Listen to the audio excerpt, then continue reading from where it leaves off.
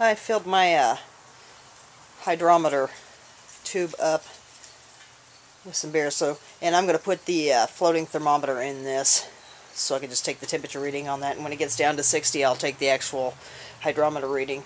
But if this is any indication as to what this beer is going to look like when it's ready, woo-hoo-hoo-hoo.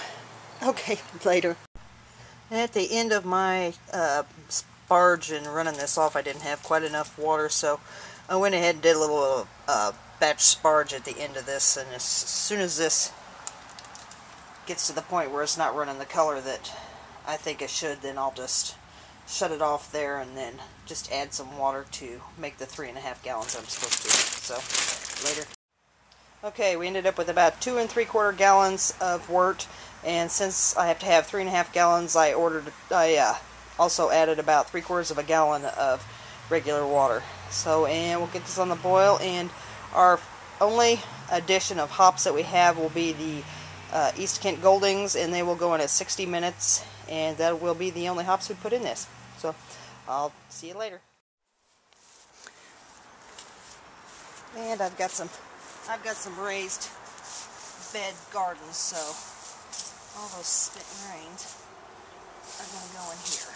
So, I'm composting all this stuff for next spring. I didn't have any garden stuff in here this year, but I'll put my leaves, and I'll probably get a load of dirt and put in here also. So, this will kind of keep my dogs out of it too. So, another use for that. Might as well use what you can instead of throwing it out.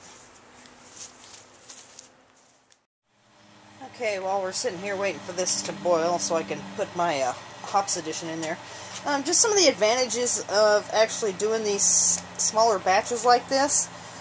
Number one, you get to try several different beers instead of having 5 gallons of something that you may not particularly like. You can just have 2.5 gallons of the beer, and then that way, if it sucks, you could pawn it off on your friends a little easier than trying to pawn off 5 gallons. Hopefully your beer won't suck. So another one is that if you've got any sort of physical disabilities, it's like I have a bad back, and to be toting around 50 pounds of liquid and water and stuff, it's hard on me. It really is. And so these smaller batches and stuff like this, you're talking more like 25 pounds, which I can handle that a lot easier than I can 50 pounds. And you can take one type of yeast, which I've got the Y-Yeast 1084 Irish Ale yeast is what I'm going to be pitching into this, and also into the Amber Ale. You can take one that would be normally used for 5 gallons and split it between the two. Just make sure that you aerate it really good, and I'm going to shake the living crap out of it just to make sure. But the pack in there has swelled up really nice. 2 different beers out of the same batch. You can do an extract if you want to. You can do all grain, or you can do both extracts or both all grains, however you want to do it. The main reason that I'm doing, excuse the traffic, the farmers are harvesting their grain, so grain trucks running by. But the main reason I'm doing an extract on the other beer is that I have tried it with extract, and I have tried it with the all grain, and I've actually had better luck with the extract brew than I did the all grain. The taste came out completely different on the all grain, which I guess I probably just really need to tweak the recipe a little bit more.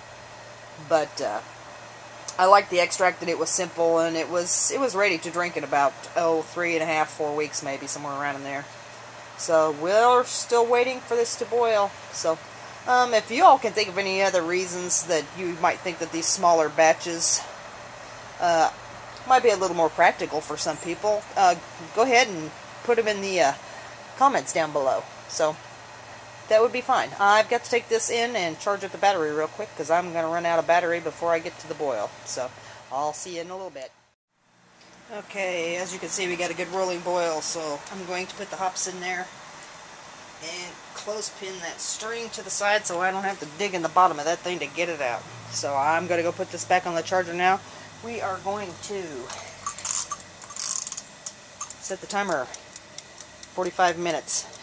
Last 15 minutes, actually it's going to be an hour total, but I set it for 45, and then the last 15 minutes I'm going to add the Whirlflox. So we will see you later. Okay, here's a idea. It's like 84, 85 degrees out here. So, in order to get my wort down to 60 degrees so I can take an actual accurate hydrometer reading, I put a bottle of frozen water in my mash tun, and I'm going to put the lid on it and see if I can get the temperature down to 60. So, later. And here's my wort chugging away. If I could describe the smell,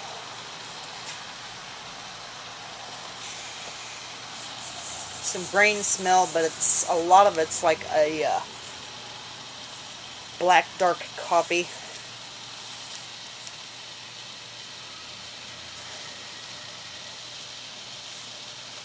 Yeah, dark coffee and grains is what I'm picking up.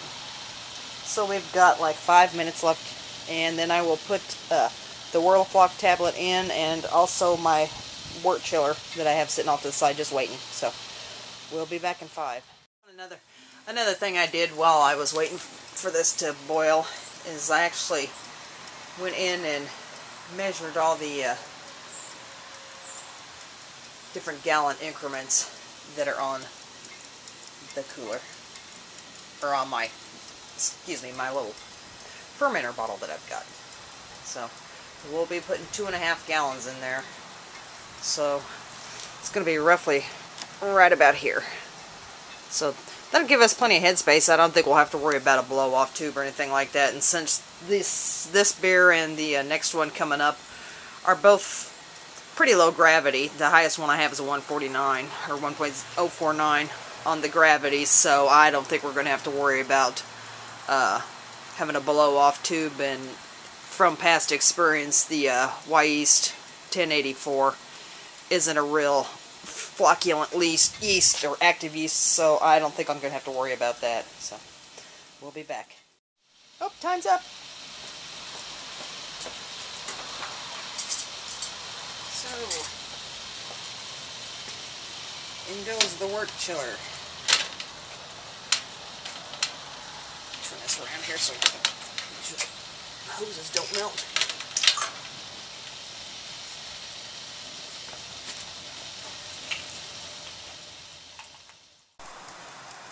Okay, we're getting close to the end of our boil, so I want to go ahead and sanitize my stuff. So I've got like 2 gallons of water in here, so put just about a half ounce of Star San in that. Then I'll put my tubing and stuff in there.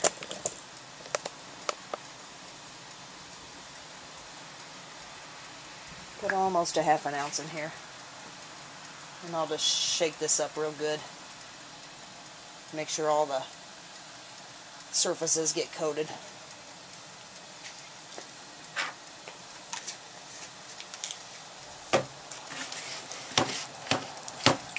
And these buckets are clean after I got done. Oh, time's up. After I got done, I went and rinsed them all out real good.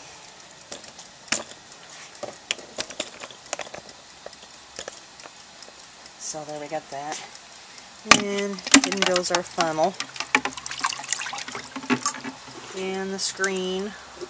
And there's that.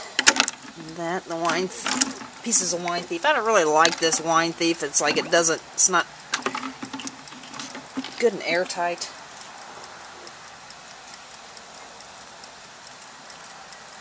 And I'm not sure. I've got so many pieces of hoses, I'm not sure which is which.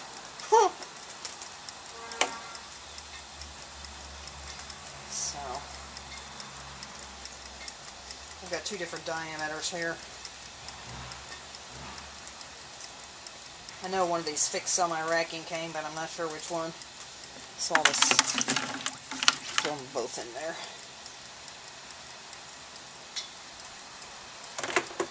And I'll make sure to get some Star San up inside of that before I get crazy carried away.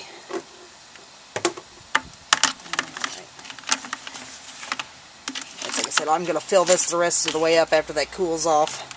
I'll take what's in this bottle here, and I'll actually dump it into the cooler. So And it's time to turn our pot off. Let's turn the gas off. That is done boiling. And then I will go get the garden hose and hook it up so we can chill this down. Kind of had a disaster. Make sure whenever you go to use your wort chiller that you check the little hose clamps really, really good, or you'll end up with squirting water everywhere, just like I did. I haven't used my equipment. I haven't got to actually brew in probably 5 years, so yeah, that's what'll happen. So no harm, no foul. So I'm taking, and rather than wasting this hot water, I'm going to put it in here so I can clean this, and then it will be ready to put away later. Or pitch the yeast. I'm sorry. We'll be ready to pitch the yeast whenever I get this down to temp. So later. Well, I've got my auto siphon in there and started that, and I am siphoning water through the hose. Let me get over here so you can actually see, to get the inside of the hose sanitized. So I'll use the auto siphon to get the wort out of there into my fermenter. So I want to make sure the inside of that hose and the auto siphon are both sterilized. So we will be back. I'm going to be taking a temperature reading here in a few minutes on the wort to see where we're at.